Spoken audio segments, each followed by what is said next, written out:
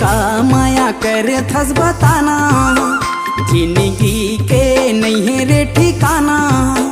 कते का माया कर थस बताना, आमाया कर ले, आमाया कर ले, आमाया कर ले संगवारी। आमाया कर ले, आमाया कर ले, आमाया